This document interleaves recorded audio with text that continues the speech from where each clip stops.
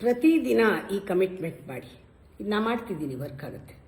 ಬೆಳಗ್ಗೆ ಹೇಳ್ತೀರಾ, ಹಲ್ ತಿಕ್ತೀರಾ, ಕನ್ನಡಿ ನೋಡ್ಕೊಳ್ತೀರಲ್ವಾ?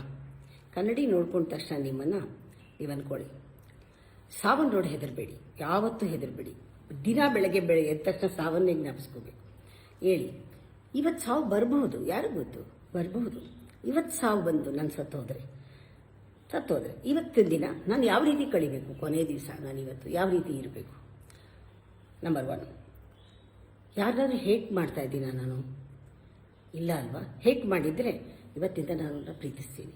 ಹೇಟ್ ಮಾಡಿಲ್ಲದೆ ಇದ್ದರೆ ಎಲ್ಲರನ್ನೂ ಪ್ರೀತಿಸ್ತೀನಿ. ನಂಬರ್ 2, ಯಾರನ್ನಾರು ಕ್ಷಮಿಸ್ಬೇಕಾ? ಇವತ್ತು ಕ್ಷಮಿಸ್ಬಿಡ್ತೀನಿ ಅವ್ರನ್ನ. ಯಾರನ್ನಾರು ಕ್ಷಮೆ ಕೇಳಬೇಕಾ?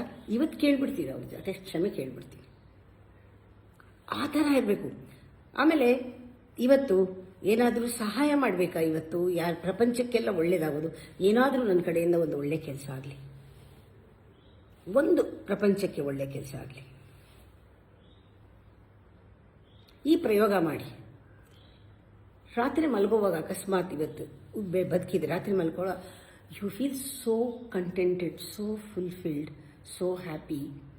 ಹೋಲ್ ಡೇ ನಿಮ್ಮ ಆ್ಯಟಿಟ್ಯೂಡ್ ಹೇಗಿರುತ್ತೆ ಅಂದರೆ ಅಷ್ಟು ಫ್ರೀಡಮ್ ಇರುತ್ತೆ.